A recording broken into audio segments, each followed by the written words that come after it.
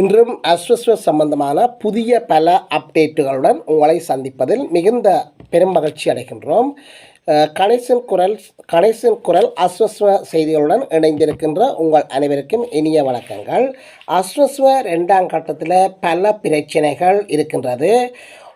ஒருவர் ஏற்கனவே ஒரு வகைப்படுத்தலின் கீழ் தெரிவு செய்யப்பட்டிருப்பார். ஆனால் தற்போது அவர் பார்க்கின்ற போது அந்த தெரிவு செய்யப்பட்ட ஸ்டேட்டஸ், அதாவது அந்த நிலைப்பாடு தெரிவு செய்யப்படவில்லை என்று இருக்கும். அதாவது நாட் செலக்டட் ஃபார் அஸ்வஸ்வ என்ற அந்த நிலை காணப்படும். இதற்கு என்ன காரணம் என்று சொல்லி நாங்கள் விரிவாக பார்க்க போகின்றோம். அடுத்தது இந்த அக்கௌண்ட் நம்பர் பிரச்சனை. அதாவது ஓப்பன் அக்கௌண்ட் அல்லது நாட் வெரிஃபைட் அல்லது வெரிஃபைட் என்று சொல்லி இது சம்பந்தமான ஒரு தெளிவான விளக்கத்தை நாங்கள் பார்க்க போகிறோம். ஆக மொத்தம் 2 விடயங்கள் சம்பந்தமாக முழுமையாக நாங்கள் பார்க்க போகிறோம். எனவே எமது காணொலிக்கு நீங்கள் புதியவராக இருந்தால் சப்ஸ்கிரைப் பண்ணுங்கள், ஷேர் பண்ணுங்கள், கமெண்ட்ஸ் பண்ணுங்கள், லைக் பண்ணுங்கள். அருகில் இருக்கின்ற அந்த பெல் ஐக்கானை கிளிக் பண்ணி நாங்கள் போடுகின்ற காணொலிகள் அனைத்தையும் உடனுக்குடன் பார்க்கக்கூடியவாறான நோட்டிஃபிகேஷனை ஏற்படுத்தி கொள்ளுங்கள். முதலில் இம்மாத அஸ்வஸ்வ சம்பந்தமான ஒரு சிறு விளக்கத்தை கொடுக்கலாம் என்று நினைக்கின்றேன். இம்மாத அஸ்வஸ்வ கொடுப்பனவு கடந்த 8ஆம் தேதி அஸ்வஸ்வ கணக்கில் வைப்பிடப்பட்டிருக்கின்றது. இது கடந்த 12ஆம் தேதி அஸ்வஸ்வ பயனாளிகளினுடைய வங்கி கணக்கிலக்கத்திற்கு வரவு வைக்கப்பட்டு 12ஆம் தேதியிலிருந்து அஸ்வஸ்வ பயனாளிகள் தங்களுடைய வங்கிகளுக்கு சென்று அந்த அஸ்வஸ்வ இந்த மாத கொடுப்பனவுகளை பெற்றுக்கொள்ளலாம். அதாவது செப்டம்பர் மாதத்துக்கான கொடுப்பனவுகளை கடந்த 12ஆம் தேதியிலிருந்து நீங்கள் பெற்றுக்கொள்ளலாம். இது சம்பந்தமான தகவல்கள் தெரியாதவர்களுக்கு இதை பகிர்ந்து கொள்ளுங்கள். தெரிந்தவர்கள் ஏற்கனவே எடுத்தவர்கள் அதை பெற்று இந்த விடயத்தை தவிர்த்து கொள்ளலாம். இதுவரை நீங்கள் இந்த செப்டம்பர் மாத கொடுப்பனவுகளை பெற்றுக்கொள்ளாதவர்கள் இந்த தகவல்களை அறிந்து நீங்கள் உடனடியாக வங்கிகளுக்கு சென்று உங்களுடைய செப்டம்பர் மாதத்துக்குரிய கொடுப்பனவுகளை நீங்கள் பெற்றுக்கொள்ளலாம். எனவே அடுத்த பிரச்சனையாக அக்கௌண்ட் சம்பந்தமான ஒரு மிகப்பெரிய ஒரு பிரச்சனை பலருக்கு எழுந்திருக்கின்றது. பலர் தனிப்பட்ட ரீதியில் எனக்கு கால் பண்ணி கேட்டிருக்கின்றார்கள்.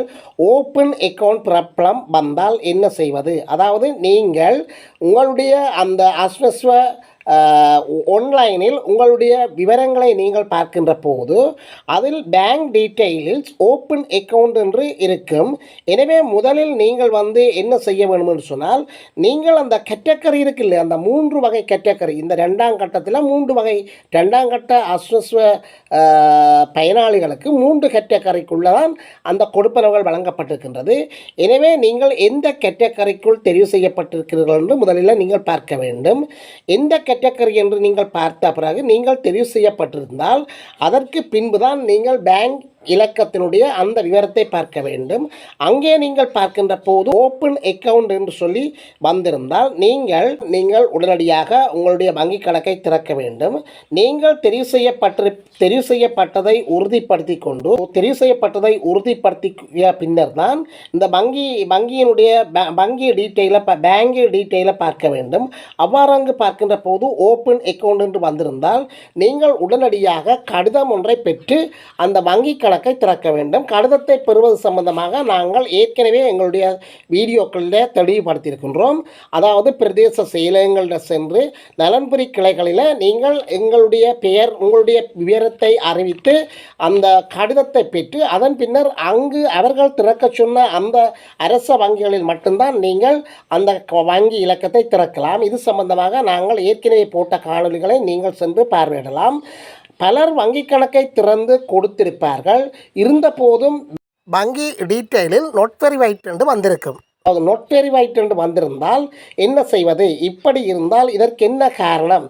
அதாவது நீங்கள் பேங்க் இலக்கத்தை திறந்து நீங்கள் முறைப்படி சரியான வேலைகளை செய்திருக்கின்றீர்கள், உரிய இடத்துக்கு அனுப்பியிருக்கிறீர்கள். ஆனாலும் நாட் வெரிஃபைட் என்று வந்திருக்கின்றது. இதற்கென்ன காரணம் என்று சொல்லி நாங்கள் பார்த்தோம் என்று சொன்னால், உங்களுடைய வங்கி கணக்கு இலக்கத்தை அவர்கள் வெரிஃபைட் பண்ணவில்லை, அதாவது பரிசீலனைக்கு உட்படுத்தவில்லை. இப்பொழுதுதான் பரிசீலித்து கொண்டிருக்கின்றார்கள். எனவே அவர்கள் பரிசீலித்ததன் பின்னர் அது சரியாக உங்களுடைய எல்லா விவரங்களும் சரியாக அமையுமாகின்ற பட்சத்தில் வெரிஃபைட் ஆகுமாறு நலன்புரிகள் சபை அதற்குரிய நடவடிக்கைகளை ஏற்படுத்துவார்கள். இந்த பரிசீலனையின் பின்னர் உங்களுக்கு வெரிஃபைட் ஆகும். ஆகவே இந்த பிரச்சனை உங்களுக்கு பெரிதாக உங்களுக்கு அமைய மாட்டாது என்று நான் நினைக்கின்றேன். இன்னொரு பிரச்சனை ஆள்மாறாட்டம். அதாவது வங்கி கணக்கை நீங்கள் திறக்கின்ற போது யாருடைய என்ஐசி, அதாவது யாருடைய தேசிய அடையாள அட்டை இலக்கத்தை வைத்து திறந்திருக்கிறீர்கள் என்று சொல்லி ஒரு பிரச்சனை. ஆள்மாறாட்டம் செய்கின்ற போதும் இவ்வாறான பிரச்சனைகளை நீங்கள் எதிர்கொள்ளலாம். அதாவது ஒரு கணவனுக்காக மனைவி தன்னுடைய பேங்க் இலக்கத்தை, தன்னுடைய என்ஐசி ஒரு கணவனுக்காக ஒரு மனைவி தன்னுடைய தேசிய அடையாள அட்டை இலக்கத்தை வைத்துக்கொண்டு திறக்க முடியாது. அதே போல மனைவிக்காக கணவன் திறக்க முடியாது. கணவனுடைய பெயரில் வந்திருந்தால் கணவன் தான் திறக்க வேண்டும். மனைவியினுடைய பெயரில் வந்திருந்தால் மனைவியினுடைய என்ஐசி நம்பரில் தான் திறக்க வேண்டும். இவ்வாறான பிரச்சனைகளையும் நீங்கள் கருத்தில் கொண்டு செயற்படுவது உங்களுக்கு பிரச்சனைகளிலிருந்து நீங்கள் விடுபடுவதற்கு நல்ல வழியாக அமையும். எமது காணொலியில் முன்னர் இந்த வங்கி இலக்கங்கள் திறப்பது சம்பந்தமாக பல்வேறு சந்தர்ப்பங்களில் பல்வேறு இடங்களில் கூறியிருக்கின்றோம். மேலும் இது சம்பந்தமாக பிரதேச மட்ட பிரதேச செயலக உத்தியோகத்தர்கள் மற்றும் கிராம மட்ட உத்தியோகத்தர்கள் கூட உங்களுக்கு சரியான ஒரு விளக்கத்தை தந்திருப்பார்கள். வங்கி இலக்கத்தை எவ்வாறு யாருடைய பேரில் திறக்க வேண்டும் என்று சொல்லி. எனவே இந்த வங்கி இலக்கத்தை சரியான முறையில் நீங்கள் திறந்து சரியான முறையில் அதை அவர்களுக்கு ஒப்படைக்கின்ற பட்சத்தில் உங்களுக்கு வெரிஃபைட் என்று வரும். எனவே இந்த வெரிஃபைட் என்று வந்தால் எந்த ஒரு பிரச்சனையும் இல்லை. நீங்கள் அஸ்வஸ்வ 2ஆம் கட்டத்துக்கு தகுதியானவர்களாக இருப்பீர்கள். ஆகவே மொத்தமாக நாங்கள் இந்த வங்கி இலக்க பிரச்சனையில் 3 பிரச்சனைகளை பற்றி தெளிவாகப்படுத்தி இருக்கின்றோம். Open account, not verified. அதாவது ஓப்பன் அக்கவுண்ட் என்று சொன்னால் நீங்கள் திறக்கவில்லை, உடனடியாக வங்கி இலக்கத்தை திறக்க வேண்டும். நாட் வெரிஃபைட் என்று சொன்னால் நீங்கள் ஏதாவது தவறு செய்திருப்பீர்கள் அல்லது பரிசீலனை செய்யப்பட்டு கொண்டிருக்கும், இன்னும் பரிசீலனைக்கு எடுத்துக்கொள்ளப்படவில்லை, பரிசீலித்த பின்னர் வெரிஃபைட் ஆகியிருக்கும். வெரிஃபைட் என்று சொன்னால் உங்களுக்கு எந்த ஒரு பிரச்சனையும் இல்லை. நீங்கள் 2ஆம் கட்டத்திற்கான கொடுப்பனவுகளை பெறுவதற்கு தகுதியுடைய ஒரு பயனாளியாக மாறியிருப்பீர்கள். அடுத்த மிக முக்கியமான இன்னொரு பிரச்சனை என்னென்று சொன்னால், 1ஆம் கட்ட அஸ்வஸ்வில் 4 வகையில் கொடுப்பனவுகள் வழங்கப்பட்டிருந்தது. ஆனால் 2ஆம் கட்டத்தில் 3 வகையாக அது குறைத்திருக்கின்றார்கள். இந்த 2ஆம் கட்டத்தில் 3வது வகையில் வொலனரபிள் என்று சொல்லி ஒரு வகை இருக்கின்றது. இதுதான் அந்த 3வது வகை. இது 5000 ரூபாவை மாதாந்த கொடுப்பனவுக்கு தகுதியுடைய பயனாளிகளாக கொள்ளப்படுவார்கள். எனவே இந்த 5000 ரூபா பெறுகின்ற பயனாளிகளாக நீங்கள் தற்செயலாக உங்களுடைய அந்த கேட்டகரி உங்களுடைய அந்த கேட்டகரிக்குள்ளே நீங்கள் இருந்தால், எனவே உங்களுக்கு பல பிரச்சனைகள் ஏற்பட வாய்ப்பு இருக்கின்றது. மற்ற 2ம் எந்த ஒரு பிரச்சனைகளும் இல்லை என்று சொல்லி கூறப்படுகின்றது. இந்த 3வது 5000 ரூபா பெறுகின்ற அந்த கேட்டகரிக்குள்ளே நீங்கள் வந்தால் பல்வேறு பிரச்சனைகளை எதிர்கொள்ள வேண்டி வரும் என்று சொல்லி கூறப்படுகின்றது.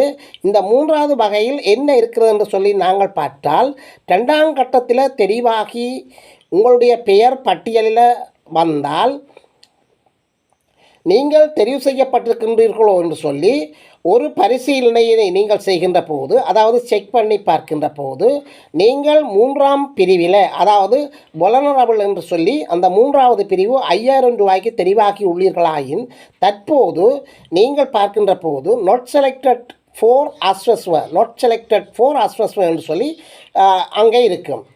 இவ்வாறு இருந்தால் ஏன் இந்த நிலை என்று சொல்லியும், அதாவது இந்த நிலை நீங்கள் தெரிவு செய்யப்படவில்லை என்று சொல்லி இருக்கும். இது நலன்புரிகள் சபையால் மேற்கொள்ளப்பட்ட ஒரு செயலாகும். இது இதற்கென்ன காரணம் என்று சொல்லி நீங்கள் பார்க்கின்ற போது, கிராம மட்ட உத்தியோகத்தர்களிடம் ஆரம்பத்தில் நீங்கள் உங்களுடைய அஸ்வஸ்வ பெறுவதற்கான தகவல்களை வழங்கியிருப்பீர்கள். இந்த தகவல்களை கிராம மட்ட உத்தியோகத்தர்கள் பிரதேச செயலகங்களுக்கு வழங்கியிருப்பார்கள்.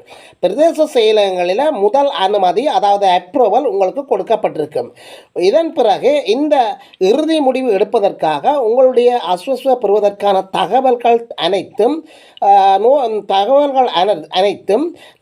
தேசிய நலன்புரிகள் சபைக்கு ஒப்படைத்திருப்பார்கள். தேசிய தேசிய நலன்புரிகள் சபை அந்த புள்ளியிடல்களின் அடிப்படையில் உங்களுக்கு புள்ளிகள் போடுவார்கள். இவ்வாறு புள்ளிகள் போடுகின்ற போது தான் நீங்கள் தெரிவு செய்யப்பட்டிருக்கின்றீர்களா அல்லது தெரிவு செய்யப்படவில்லையா என்று சொல்லி அஸ்வஸ்வ நலன்புரிகள் சபை தான் இறுதி முடிவு எடுக்கப்படும்.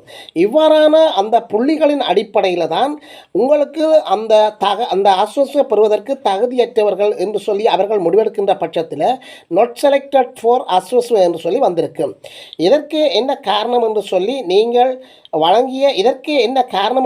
நீங்கள் பார்த்தீர்களாக இருந்தால் நீங்கள் வழங்கிய தகவல்களுக்கு அமையத்தான் புள்ளிகள் போட்டு அந்த புள்ளிகளின் அடிப்படையில் தான் இந்த நிலை வந்திருக்கின்றது. ஆகவே நாங்கள் உங்களுக்கு ஒரு விஷயத்தை கூறி வைக்க விரும்புகின்றோம். உங்களுக்கு 3வது வகையுள், அதாவது வொலனரபிள் என்று சொல்லி 3வது கேட்டகரிக்குள் 5000 ரூபா பெறுவதற்கான கொடுப்பனவுகளை பெறுவதற்கான அந்த தகுதி உள்ளவர்கள் என்று சொல்லி அந்த பயனாளிகளாக நீங்கள் இருந்தால், உங்களுக்கு ஏதாவது பிரச்சனைகள் என்று சொல்லி நீங்கள் முடிவெடுத்தால், நீங்கள் உடனடியாக பிரதேச செயலகங்களில் உள்ள நலன்புரிகள் கிளை உத்தியோகத்தர்களுடன் தொடர்பு கொண்டு உங்களுடைய பிரச்சனைகளை வழங்கப்படுத்தி அதற்கான தீர்வுகளை பெற்றுக்கொள்ளலாம். அடுத்தது 2ஆம் கட்ட கொடுப்பனவுகள் எப்போது வழங்கும் என்று சொல்லி பல எதிர்பார்ப்புகளுடன் நீங்கள் காத்துக்கொண்டிருக்கின்றீர்கள். நாங்கள் ஏற்கனவே இது சம்பந்தமாக ஒரு வீடியோவில் சொல்லியிருக்கின்றோம். இந்த மாத இறுதியில் அல்லது அடுத்த மாத முற்பகுதியில் என்று சொல்லி கூறியிருக்கின்றோம். அல்லது அதற்கடுத்த மாத முற்பகுதியில் கூட கொடுக்கக்கூடிய வாய்ப்புகள் இருக்கலாம். அதாவது செப்டம்பர் மாதத்தினுடைய இறுதியிலேயோ அல்லது அக்டோபர் மாதத்தினுடைய முற்பகுதியிலேயோ அல்லது அக்டோபர் மாதத்தினுடைய இறுதி பகுதியிலேயோ இதற்கான கொடுப்பனவுகள் வழங்குவதற்கு அஸ்வஸ்வ நலன்புரிகள் சபையினர் நடவடிக்கைகளை எடுத்து வருவதாக தகவல்கள் வெளியாகி இருக்கின்றன.